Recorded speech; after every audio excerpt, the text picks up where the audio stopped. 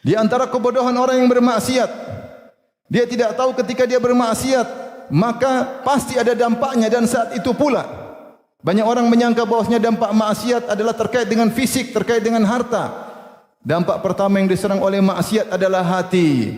Kata Nabi SAW, Innal abda idha adnaba dhamban nuqitat fi qalbihi nuqtatun sauda. Sungguhnya seorang hamba jika melakukan maksiat, maka dibuatlah noda hitam dalam hatinya. Maka jadilah dia malas untuk beribadah. Jadilah dia futur. Jadilah dia tidak khusyuk ketika beribadah. Kenapa? Dampak maksiat yang dia lakukan. Meskipun dia hidup dalam kondisi sehat secara fisik, meskipun ekonominya lancar, tetapi sesungguhnya maksiat telah memberi dampak langsung tanpa menunda. Oleh karenanya siapa yang bermaksiat, coba perhatikan hatinya. Setelah dia bermaksiat pasti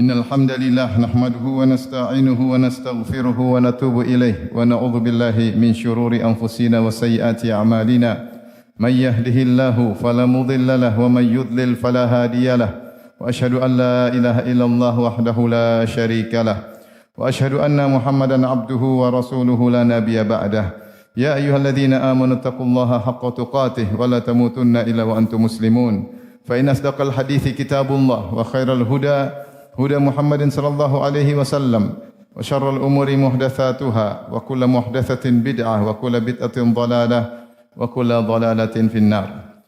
Ma'asyiral muslimin, usikum wa nafsi bitaqwallah faqad fazal muttaqun. Sungguhnya siapa yang melakukan maksiat dan melakukan dosa, dia adalah orang yang jahil, orang yang bodoh. Allah Subhanahu wa taala berfirman, Innamat taubatu 'ala Allahi lil ladzina ya'maluna as-su'a bi jahalatin thumma yatubuna min qarib fa ulaika yatubullahu 'alaihim wa kana Allahu 'aliman hakima. Sungguhnya Allah hanya menerima taubat dari orang-orang yang melakukan maksiat dengan kebodohan. Bijahalah adalah wasfun kasyif atau wasfun lazim, yaitu orang yang melakukan maksiat meskipun dia pintar, meskipun dia ngerti tentang hukum-hukum, dia adalah orang yang bodoh. Dalam ayat yang lain kata Allah Subhanahu wa taala, "Tsumma inna rabbaka lil ladzina 'amilus su'a bi jahalatin tsumma tabu min ba'di dzalik." Kemudian Allah Subhanahu wa taala mengampuni orang-orang yang melakukan dosa karena kebodohan, dengan kebodohan. Maka Qatadah berkata, "Kullu man asallah fahuwa jahil." Siapa yang bermaksiat kepada Allah, maka dia adalah orang yang jahil. Karenanya Nabi Yusuf alaihissalam berlindung dari sifat kejahilan ini. Ketika Nabi Yusuf alaihissalam digoda oleh para wanita, maka beliau berdoa, Rabbis sijnu ahabbu ilayya mimma yad'unani ilaih. Ya Allah, penjara lebih aku sukai daripada memenuhi rayuan para wanita tersebut. Wa illa tasrif anni kaidahunna asbu ilayhinna wa akum minal jahilin. Seandainya kau tidak memalingkan aku dari rayuan mereka, aku akan condong kepada mereka dan aku akan termasuk orang-orang jahil, yaitu aku akan terjerumus dalam maksiat. Karena pelaku maksiat adalah orang jahil. Ma'asyiral muslimin, maka kita harus sadar ketika kita sedang bermaksiat, sungguhnya kita adalah orang yang bodoh. Kenapa kita bodoh? Para ulama menjelaskan, di antaranya karena kita bodoh, karena kita mendahulukan kesenangan yang fana dan meninggalkan kehidupan yang abadi. Kebodohan berikutnya, kenapa? Karena kita mendahulukan kenikmatan yang sedikit dengan mengorbankan kenikmatan yang sempurna dan abadi. Allah berfirman, bal tu'thirunal hayatad dunya wal akhiratu khairu wa abqa. Tetapi kalian lebih mendahulukan kehidupan dunia, padahal kehidupan akhirat lebih baik dan lebih kekal. Maka bagaimana seorang tidak bodoh, dia hanya ingin merasakan kenikmatan yang sesaat, yang sebentar. Yang kenikmatan tersebut kemudian disusuli dengan kesengsaraan hati. Tidak ada orang bermaksiat kecuali hatinya sengsara. Kemudian gara-gara nikmat yang sedikit ini, lantas dia pun mengorbankan kenikmatan yang sempurna dan abadi. Fama mata'ul hayatid dunya fil akhirati illa qalil. Tidaklah kesenangan dunia seluruhnya dibandingkan dengan akhirat kecuali sangat sedikit. Maka ketika kita ingin bermaksiat, renungkan kebodohan yang akan kita lakukan. Maukah kita mengorbankan kenikmatan yang sempurna dan abadi hanya karena kenikmatan yang sedikit?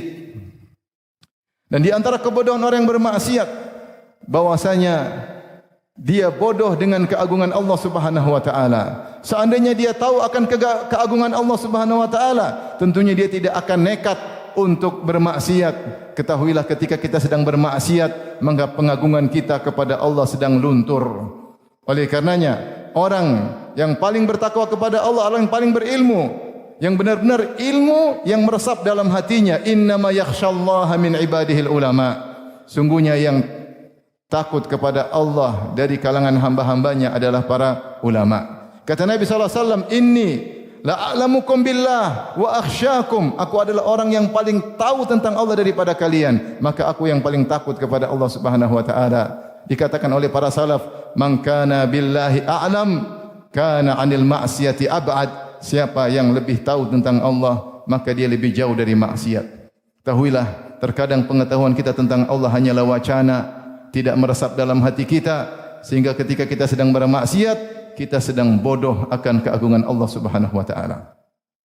Di antara kebodohan orang yang bermaksiat, dia tidak tahu ketika dia bermaksiat, maka pasti ada dampaknya, dan saat itu pula banyak orang menyangka bahwasanya dampak maksiat adalah terkait dengan fisik, terkait dengan harta.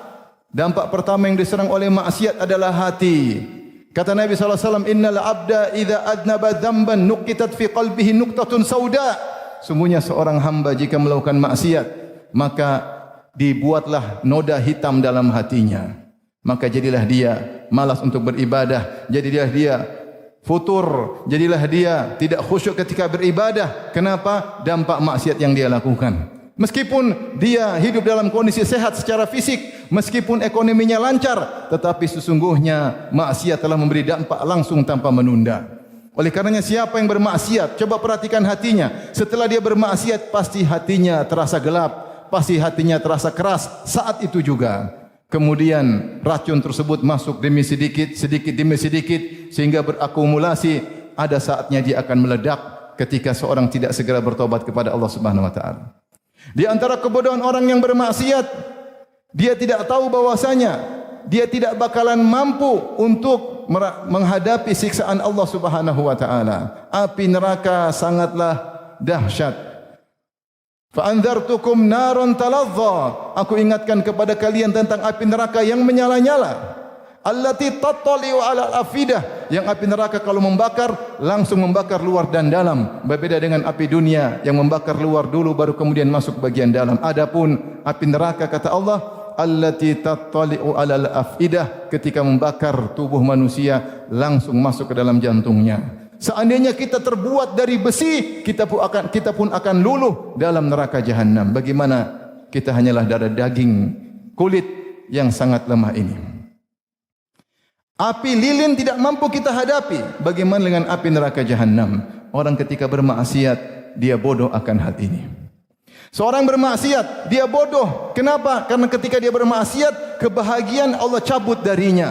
Betapa banyak orang sengsara, merasakan kesengsaraan ketika dia bermaksiat. Contoh seorang yang tidak menjaga pandangannya, dia memandang hal-hal yang haram, maka kelezatan yang halal yang Allah berikan padanya hilang darinya. Maka dia hambar ketika memandang istrinya. Kebahagiaan yang ada di rumahnya hilang dan sirna karena dia suka bermaksiat, sementara kelezatan yang halal dicabut oleh Allah Subhanahu wa taala. Dan demikian setiap kita bermaksiat, ada kebahagiaan yang Allah cabut dari kita. Ma'asyiral muslimin, oleh karenanya bertakwalah kepada Allah Subhanahu wa taala kita semua. Janganlah menjadi orang-orang yang bodoh. Sungguhnya ujung dari orang-orang bodoh hanyalah penyesalan. Jika penyesalan tersebut di akhirat, maka tiada guna. Ketika jiwa tergerak untuk melakukan maksiat, ketika bisikan-bisikan syaitan mulai merasuk dalam jiwa, maka berusahalah untuk tidak menjadi orang yang bodoh. Allah Subhanahu wa taala memuji hamba-hambanya yang ketika dia mulai dijangkiti kebodohan, maka dia lawan. Di antaranya firman Allah Subhanahu wa taala, "Waliman khafa maqama rabbih jannatan." Fa bi ayyi ala'i rabbikuma tukadziban. Dan bagi orang-orang yang takut dengan keagungan Rabb-Nya akan mendapatkan 2 surga. Sebagian ulama mengatakan yaitu hamma bil ma'siyah, dia ingin maksiat, tiba-tiba dia ingat Allah, dia ingat bahwasanya dia akan dihisab, dia ingat bahwasanya betapa banyak nikmat yang Allah berikan kepadanya. Dia mulai mengembalikan ilmu yang sedang hilang dari dirinya. Kejahilan menerpanya, tapi dia lawan. Dia mulai ingat. Lantas dia pun meninggalkan maksiat tersebut. Allah berikan baginya 2 surga. Demikian juga Allah Subhanahu wa taala berfirman dalam surat Al-A'raf, innal ladzina taqaw idza massahum ta'ifun minasyaitani tadhakkaru fa idzahum mubsirun. Sungguhnya orang-orang yang bertakwa, idza massahum ta'ifun minasyaitan, ketika datang bisikan-bisikan syaitan. Ada yang menafsirkan syaitan sudah memutar-mutarinya, sudah membisik-bisikannya, menghasut-hasutnya, menghasung-hasungnya. Tadhakkaru, maka dia lawan kebodohan tersebut. Dia mulai ingat-ingat. Apa yang dia ingat? Kata para ulama, dia ingat akan keagungan Allah Subhanahu wa taala. Dia ingat betapa banyak nikmat yang Allah berikan kepadanya. Sungguh bodoh kalau Allah berikan nikmat kemudian dia malah membangkang kepada Allah Subhanahu wa taala. Dia ingat akan api neraka. Dia ingat, maka dia lawan kejahilannya dengan ilmu. Kata Allah, fa idzahum mubsirun. Sebagian ahli tafsir mengatakan fa idzahum 'alal basirah, kemudian mereka pun di atas ilmu, akhirnya mereka pun meninggalkan kemaksiatan tersebut. Betapa sering kita jadi orang bodoh, tapi jangan terus-terusan bodoh. Lawan kebodohan tersebut. Hidup hanya sebentar. Di antara kebodohan yang dikatakan oleh para ulama ketika seorang bermaksiat, dia menunda-nunda taubat, dia menyangka hidupnya akan lama, sementara dia bodoh, kematian bisa datang kapan saja. Semoga Allah Subhanahu wa taala menganugerahkan kepada kita ilmu yang bermanfaat, terutama ketika tatkala bisikan-bisikan syaitan menghasung kita untuk membangkang kepada Allah Subhanahu wa taala.